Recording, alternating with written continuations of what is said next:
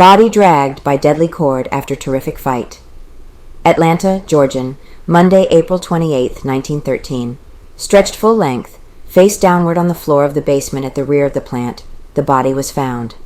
A length of heavy cord or wrapping twine, which had been used by the slayer to strangle the child after he had beaten her to insensibility, was looped around the neck, and a clumsy bandage of cloth, torn from her petticoat, as if to conceal the horrible method of murder, swathed the face.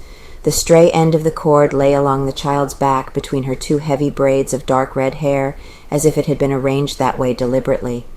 No marks appeared to indicate that death came by any other means than strangulation, save a 4-inch clean cut on the back of the head on the left side, a serious scalp wound and a few bruises on the forehead and cheeks, on the left arm at the elbow and on the left leg just below the knee.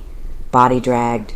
The neck was cut and bruised horribly by the contraction of the heavy strangling cord, and the marks on the face indicated that the slayer had dragged the body back and forth across the basement floor to complete his work of garroling. The child evidently had struggled and fought frantically before perhaps brought to unconsciousness by the blow on the head.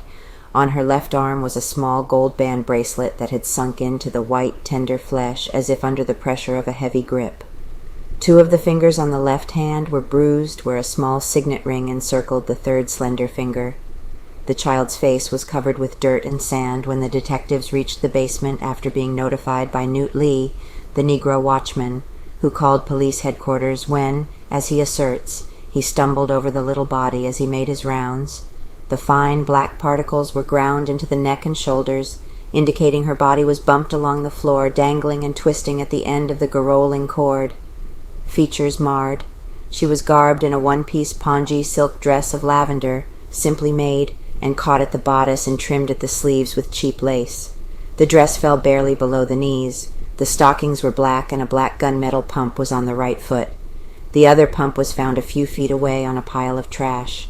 A plain blue straw hat, with the band or trimming missing, was found near the elevator shaft. 2 turquoise blue silken ribbon bows were fastened on each side of the wavy red braid of hair. Strangely enough, the bows had been kept in place by the improvised bandage torn from the underskirt by the slayer. The bow, said to have been on the hat, was never found. The horrid manner of her death marred frightfully the girl's once attractive features. What had been a soft, white skin, white almost to translucence, under which the color might have run in life in pink swirls, was discolored and bruised. The force of the blow on the head had blackened the right eye and swollen both lids beyond recognition. Into the forehead, cuts and scratches, was grounded dirt and sand. The marks on the left arm and leg were skin bruises, as if made when the body was dragged across the floor. The skin had been scraped off in little patches from spots about 2 to 3 inches in diameter.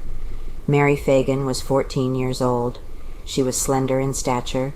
She was perhaps 4 feet 10 inches in height and weighed about 105 pounds.